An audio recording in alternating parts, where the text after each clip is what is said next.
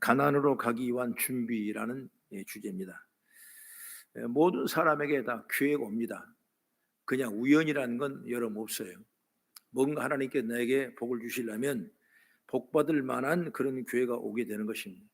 그 기회를 우리가 잘 타냐 아니면 그냥 대충 생각하냐 그냥 버리냐에 따라서 우리 삶의 목표와 우리 삶의 가치는 달라지는 것입니다.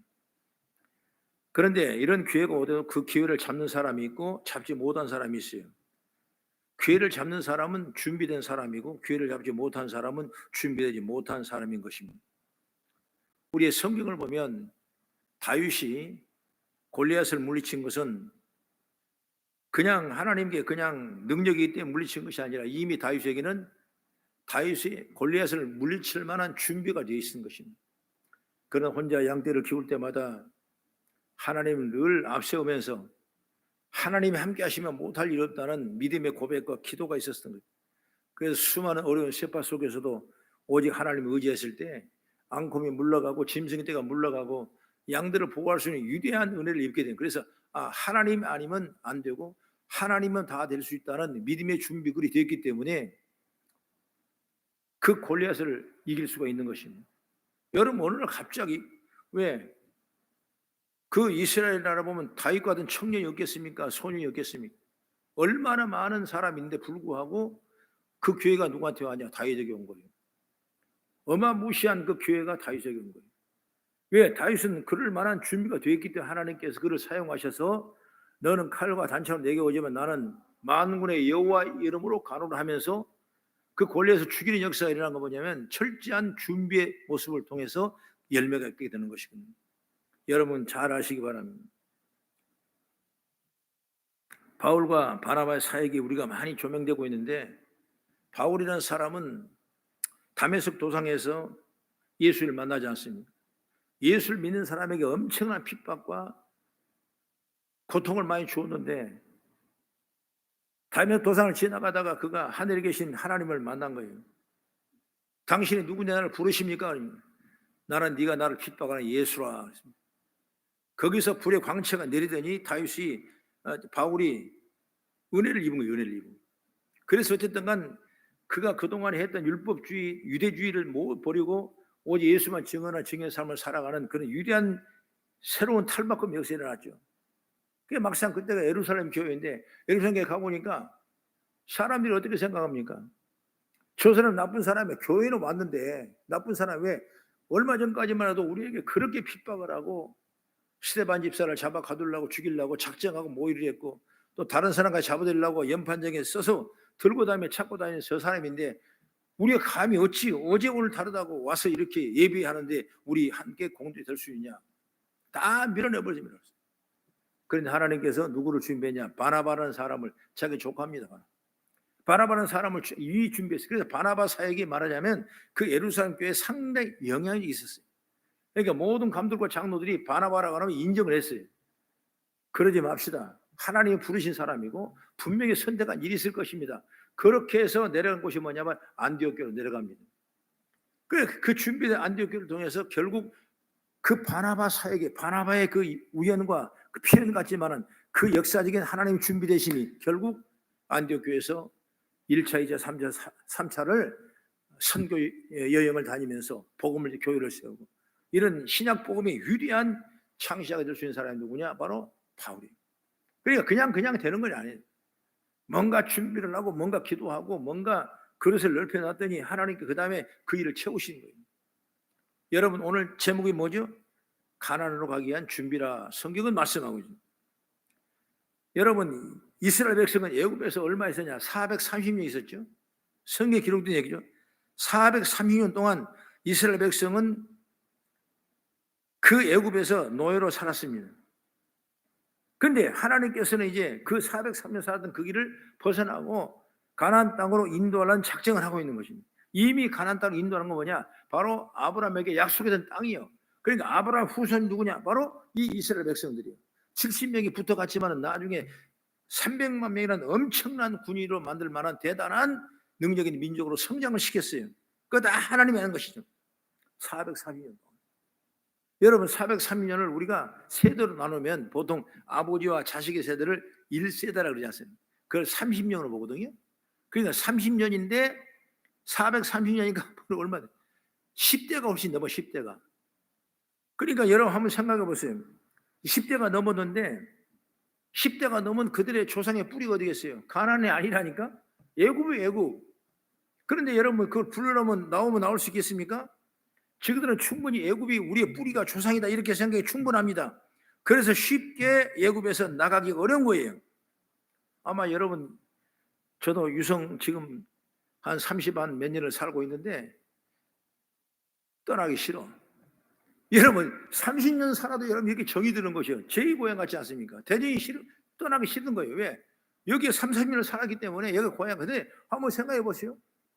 430년 동안 조상 대대로 10대가 할아버지 꽃대 할아버지 꽃대 쭉 10대가 여러분 살았는데 이미 그들은 어떤 생각이냐? 아, 얘가 우리 집이요. 얘가 내 고향이야. 얘가 내 본거지야. 내 뿌리야. 충분히 그럴 만한 생각을 했을 것입니다. 한번 상상해 본다면. 그런데 하나님께서는 그걸 다 거두시게 하시고 결국은 430년 만에 가나안 땅으로 이스라엘 백성을 콜링을 하는 거예요. 불러내는 거예요, 여러분. 그러면 이런 과정을 통해서 하나님은 어떤 준비를 하셨을까 그 말이에요. 준비 없이 하나님 그냥 무조건 돌아오는 것이 아니에요. 다 하나님이 일일이 다 준비하셔서 그 다음에 일을 하게 하시고 그 뜻을 이루신 하나님인 줄 믿으시기 바랍니다. 그럼 첫째 하나님은 뭐냐? 애굽 왕 바로의 그 학정을 허락했어요. 한번 출애굽기 1장 8절 10절까지 한번 볼까요? 시작. 요셉을 알지 못하는 새 왕이 일어나 애굽을 다스리더니 그가 그 백성에게 이르되 이 백성 이스라엘 자손이 우리보다 많고 강하도다. 자, 우리가 그들에게 대하여 지혜롭게 하자. 두렵건대 그들이 더 많게 되면 전쟁이 일어날 때 우리 대적과 합하여 우리와 싸우고 그 땅에서 나갈까 하노라 하고. 맞는 얘기죠? 이 얘기도 지난 시간에 한번 얘기 들은 적이 있습니다. 바로는 이스라엘 사람들에게 당시로서는 가장 힘든 일이라고 말이에요. 정말 비돔성과 람세스 성을 건축한 사람입니다. 엄청난 고통을 시키는 거예요. 그리고 산파들에게 남자 아이가 나면 다 죽이라고 말씀입니다. 노동도 점점 강도가 세게 합니다. 그것은 바로 이스라엘 민족을 약화시키려는 바로의 꾀였어요.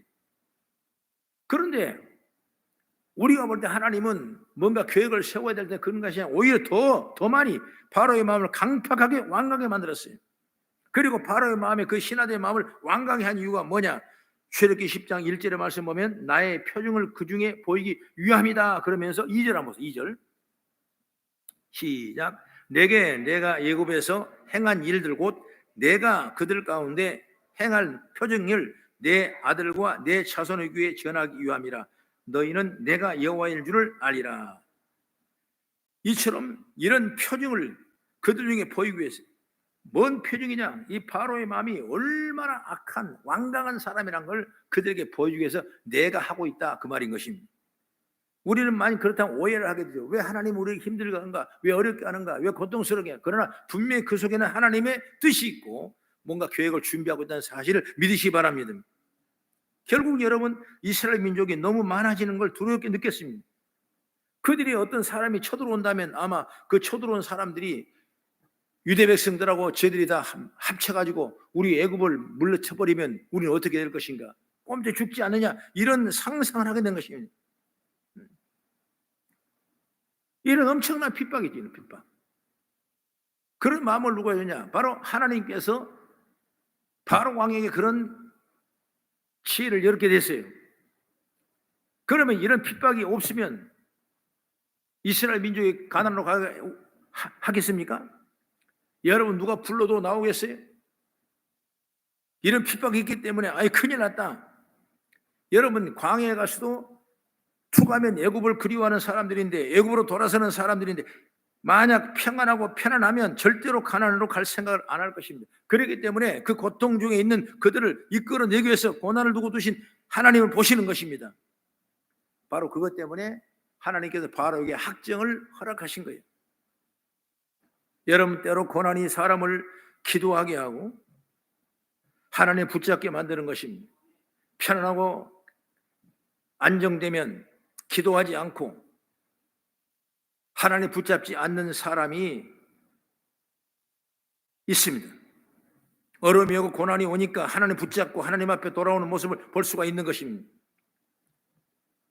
여러분 요나를 보시오. 요나가 여러분 하나님에 돌아올 택이 없는 것이죠. 그는 하나님의 사람 위대한 선지자인데 그가 왜 돌아옵니까? 오직 하면 이제 물고기 속에 들어가니까 그때 답답해 3일 동안 물속에 들어가니까 그때부터 그런 고통을 당하게 되고 하나님을 찾게 되고, 그렇게 해서 여러분 요나를 그 외국 소리를 듣고 하나님이 열어주셔서 다시 한번 그 사명을 깨닫는 은총을 잊게 되는 걸 보게 되는 것이죠. 이스라엘 백성도 여러분 마찬가지입니다. 출애굽기 2장 23절의 말씀 보면 여러 해 후에 애굽왕은 죽었고 이스라엘 자손은 고된 노동으로 말미암아 탄식하며 부르짖으니 그 고된 노동으로 말미암아 부르짖는 소리가 하나님께 상달되더라, 그렇게 말씀합니다. 여러분 저와 여러분의 기도가 상달되기를 바랍니다.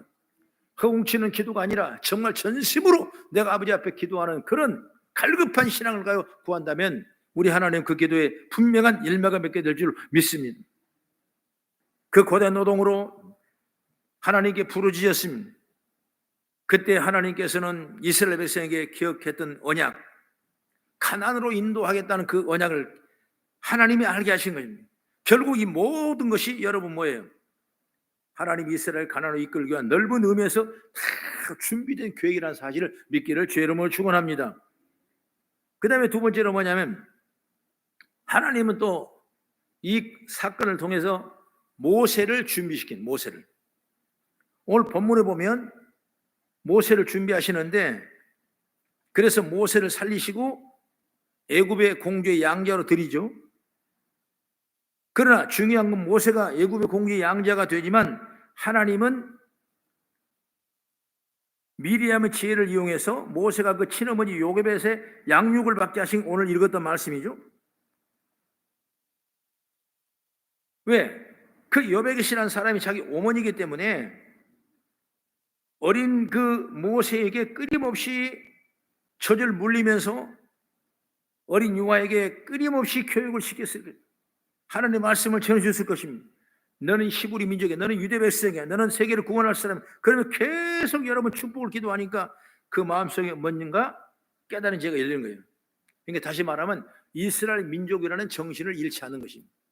여러분 우리 자녀를 키울 때 마찬가지. 그냥 내가 잘하니까 잘할 거야. 그래서 여러분 얼마든지 세상 사방으로 삐뚤어갈 수가 있는 여건이 생기는 거예요. 그러나 끊임없이 교육하고 말씀 주고 예배 드리고 여러분 꼭 묶어 놓으면 여러분 분명히 그것에 비전을 찾게 되고 은혜가 충만하게 될 줄 믿으시기 바랍니다.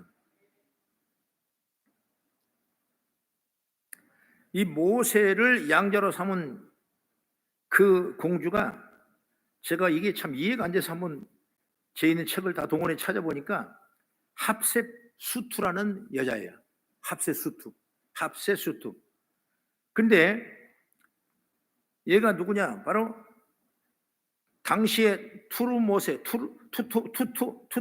1세인데 투투모세 1세 왕을 통해서 딸이 났는데 그 딸이 뭐냐? 합셋수투라고 말해요. 합셋수투. 근데 이 투투모세 그 1세가 죽습니다. 그러니까 이 합셋수투의 그 공주죠. 공주 어머니가 남편이 죽어버리니까 그 다음에 투투모세 2세와 결혼하게 되죠. 결혼하게 되는데 다시 결혼하게 되니 그 왕이 너무나 약합니다. 그래서 합셋투스가 이집트를 통치하면서 왕 같은 여왕 같은 일을 다 하게 돼요. 그 공주가 말하자면. 그리고 그 왕이 죽고 나니까 그 여자를 또 그 여종을 통해서 투투모세 2세의 종을 통해서 낳은 아들이 누구냐? 바로 투투모세 3세가 되는데 그 3세가 6살 나이에 왕이 됐습니다.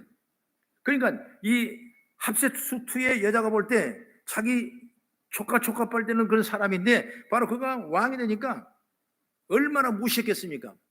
대단한 사람인데, 근데 그가 얼마나 왕을 했냐? 23년을 왕을 했는데, 그래서 그 23년을 왕을 하는 동안 이 합셋투스의 여자에 의해서 끊임없이 섭정을 하는 거예요. 그러니까 왕은 여가 있대. 이 여자 말해 바로의 모세 그 양 어머니가 됐던 그 어머니의 끊임없는 지시를 받고 하다 보니까 나중에 이 두트모세 3세가 너무나 속상한 거야.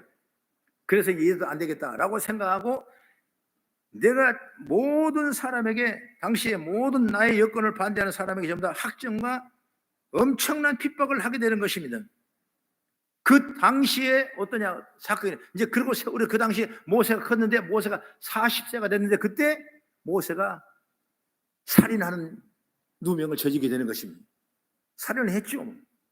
그러니까 이렇게 모든 사람을 잡아들이고 이제 그 합세수투가 그 키웠던 이제 바로가 이제 모세가 왕이 될 텐데 그런 분류 또 그가 좋아하는 분류 또 그가 모든 뭐 개혁들 그걸 전부 다 이제 엎어버리고 다 이제 완전히 개혁을 해 나가는 그러면서 그 엄청난 학정과 정치적 혼란에 당시에 40대 된 모세가 살인죄를 저지른 거예요. 그 살인죄 때문에 율법은 내가 죽으면 너가 죽어야 되거든요. 그렇기 때문에 살인죄가 두려워서 모세가 도망을 가죠. 그 나중에 그런 과정을 통해서 모세를 통해 이스라엘 민족을 가나안 땅으로 인도하는 이 놀라운 역사적인 현실을 우리가 역사적으로 본다면 하나님 모두가 다 한 사람 한 사람 할 때 다 뜻이 있는 것이 뜻이.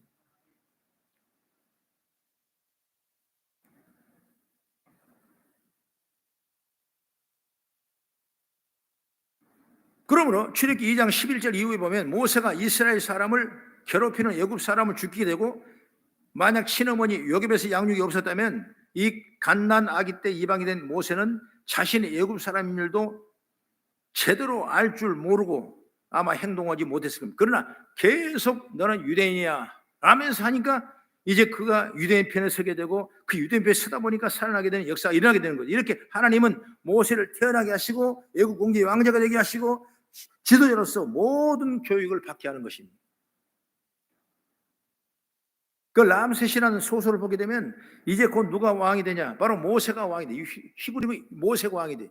그런데 왕을 시키지 아니하고 결국 도망 다니는 살인범으로 쫓겨나게 되고 그러나 결국은 여러분 그 자가 나중에 출애굽했을 때 이스라엘 백성을 이끌어내는 놀라운 귀한 집도로 삼은 걸 보게 되는 것입니다. 하나님이 그렇게 준비하신 거예요. 여러분 우리가 흔히 말하는 요셉이 마찬가지요. 요셉이 누구냐? 보디발의 집에 총무가 됐죠. 여러분 보디발이라는 사람 누구냐? 왕의 신하입니다. 왕의 바로 지족 신하이. 그렇기 때문에 정치적인 최고의 무대에 있는 그 집에 들어가서 총무일을 간다 보니까 모든 걸 다 배우는 거예요. 감옥에 들어갔습니다. 감옥에도 여러분 아무 들어간 것이 아니라 고관들만 들어가는 감옥에 들어갔습니다. 그래서 거기 고관들을 만나게 되고 그리고 서로 인맥을 맡게 되고 그러므로 요셉은 결국 여러분 국무총리 정치를 잘 할 수 있는 은혜를 입게 되는 걸 믿으시기 바랍니다. 여러분 마찬가지 모세 마찬가지 이런 과정을 통해 인구가 300만 가까이 되는 백성들을 이끌 수 있도록 여러분 통치력을 배우게 되는 것입니다. 하나님은 이렇게 이스라엘 사람들을 가나안을 이끌기 위해서 모세를 준비했다는 것입니다.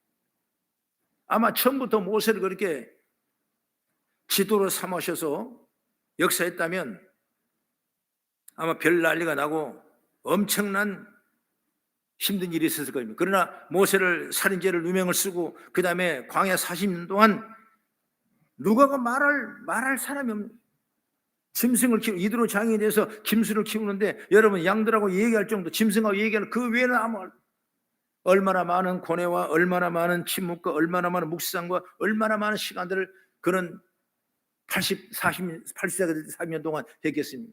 그런 과정을 있었기 때문에 결국 모세를 하나님 그때 쓰시는 것이지 여러분 다 때가 있어요. 그리고 세 번째 뭐냐? 하나님은 이스라엘 사람들에게 가나안에 대한 꿈을 주신 것입니다. 출애굽기 3장 8절의 말씀 보면 제가 읽어드리겠습니다. 같이 읽을까요? 시작. 내가 내려가서 그들을 애굽인의 손에서 건져내고 그들을 그 땅에서 인도하여 아름답고 광대한 땅 젖과 꿀이는 땅 곧 가나안 족속, 헷 족속, 아모리 족속, 브리지 족속, 히위 족속, 여부 족속의 지방에 데려가려 하노라. 이것은 여러분 하나님이 모세에게 하는 말씀인데, 모세는 이런 말씀을 백성들에게 당연히 전했을 것이고, 자 이제 우리가 가나안으로 가야 한다. 그것은 하나님이 우리 조상에게 약속한 땅인데 그것은 적과 꿀이 흐르는 땅이다. 모세는 여러분 수시로 이 말을 했을 것이고, 그렇기 때문에 이스라엘 사람들은 마음속에 이제 핍박 고통이 없는 곳, 적과 꿀이는 그곳으로 가야지, 이런 생각을 할 수 있었던 것입니다. 바로 이런 생각은 10가지 재앙을 통해서 또는 무계절, 유월절 재정을 통해 그리고 홍해산 사건을 통해서 점점 커져갔을 것입니다. 그래서 그들은 그들의 403년을 뿌리박고 살던 애굽을 쉽게 떠날 수 있는 걸 보게 되는 것입니다. 우리가 살아가면서 신앙생활 잘하면서 위대한 축복의 비전의 꿈을 항상 꾸길 바랍니다. 그것이 우리가 받을 축복 중의 은혜예요. 여러분, 하나님은 교회를 통해 무한한, 우리가 상상하지 못한 하나님의 교회가 축복이 있는 것입니다. 여러분, 이렇게 모세를 통해 나일강 강에 버려질 수밖에 없는, 악업이 될 수밖에 없는 그런 처절한 처지에 있는 그를 하나님이 40년도 교육을 잘 시켜서 그 여러 가지 시대의 정책 격변을 통해 그런 살인죄를 지고 도망가서 40년 동안 그런 묵상훈련하고 다 배우고, 그리고 그때 비로소 하나님께서 모세를 찾아가서 모세야 모세야 부르는 거예요. 왜 나를 부릅니까? 가자, 이스라엘 백성을 내가 구원해야 될 것이다. 가 바로 앞에 네가 당당히 나서라. 제가 어떻게 나설 수가 있습니까? 제가 40년 동안 이렇게 묵상했으니까 내가 말설도 없습니다. 그리고 그들 뻔히 아는 사람이기 때문에 내가 가서 말을 한다고 그들이 믿어져 있습니다. 못 갑니다. 내게 권능을 주시되 10가지 재앙의 능력을, 권능을 주시니 내가 말할 없지만 말할 수 있는 아론과 훌의 도우심을 받게 하는 걸, 역사를 보게 되는 겁니다. 여러분, 우리가 이처럼 하나님은 그냥 버리는 것이 아니라 우리가 잘 이겨내고 지혜를 얻으면 얼마든지 하나님 축복의 통로가 이런 걸 믿으시기 바랍니다. 그래서 히브리서 11장 24절 26절 한번 찾아보면, 시작. 믿음으로 모세는 장성하여 바로의 공주의 아들이라 칭한받기를 거절하고 도리어 하나님 백성과 함께 고난받기를 잠시 죄악의 낙을 누리는 것보다 더 좋아하고 그리스도를 위하여 받은 수모를 예굽의 모든 부하보다 더 큰 재물로 여겼으니 이는 상 주심을 바라봄이라. 할렐루야. 여러분, 이처럼 성도는 하나님의 나라에 대한 꿈을 먹고 사는 사람들이, 세상 사람들은 세상의 꿈을 먹고 삽니다. 그래서 늘 세상 그러는 것입니다. 그러나 성도는 여러분 하나님 나라에 대한 꿈을 먹고 살기에 늘 하나님 주여 천국 이렇게 하는 것입니다. 히브리서 11장 16절의 말씀 보면 그들이 이제 더 나은 번향을 사모하니 곧 하늘에 있는 것이라. 이러므로 하나님이 그들의 하나님이라 일컬음을 받으니 부끄러워하지 아니하시고 그들을 위하여 한 성을 예비하셨느니라. 할렐루야. 이렇게 여러분 모든 히브리의 사람들 믿음 번향을 사모하며 살았던, 그러게 우리가 돌아갈 번향, 즉 하나님 나라를 사모하며 살아가는 줄 믿으시기 바랍니다. 여러분, 인생의 여행길도 마찬가지예요. 내일 일을 모르고 살아가는 광야 같은 여정이 인생길이죠. 나의 길을 인도하고 나의 필요를 미리 알고 공부해 주신 분이 있다면 얼마나 고마운 일이겠습니까? 믿음의 사람 아브라함이 아들 이삭을 데리고 모래산 올라갔습니다. 아들을 번제물로 바치는 하나님의 명령을 따르기 위해서 하나님 그 말씀을 따랐습니다. 누구도 감당이 어려운 순종했습니다. 그런 과정을 통해서 아브라함은 미리 준비해 주시고 공급해 주는 하나님을 경험하게 되죠. 그래서 아들을 바치라는 것을 여호와 이레 하나님이 준비하셨다, 이렇게 말씀하고 있습니다. 여러분, 이런 순종과 결단이 없으면 준비된 축복을 받을 수가 없어요. 순종은 참으로 어렵습니다. 참 힘들죠. 하나님 말씀이라면 참으로 믿겠는데 목사님 입으로 나온 말씀이라면 참 순종하기 힘들죠. 그걸 믿는 사람이 복을 받는 사람이에요. 순종의 가장 큰 걸림돌은 내 마음이 있는 우상인 것입니다. 여러분, 누가 순종하지 못합니까? 내 마음이 먼저 있기 때문에 순종하지 못해요. 내 생각이 먼저 있기 때문에 순종하지 못해요. 만약 여러분 이삭이 아브라함의 우상이 됐다면 그는 절대 순종하지 못할 것입니다. 미리 준비하시고 공급하신 하나님, 우리 속에 있는 우상이 없어야 하나님을 경험하게 되고 축복의 통로가 열리게 될 줄 믿습니다. 그래서 모든 걸 생각할 때 다 주님의 은혜라고 생각하셔야 돼요. 주시는 환경이 주의 말씀으로 생각해야 됩니다. 하나님은 이스라엘 사람들을 가나안으로 인도하기 위해서 하나하나 10가지 준비를 다 하셨습니다. 차곡차곡 여러분 준비했습니다. 물론 그 하나님은 나를 위해서 준비하신 분이로 저는 믿습니다. 그러니 우리는 하나님 바라보고 삽시다. 그 하나님 말씀을 순종하고 삽시다.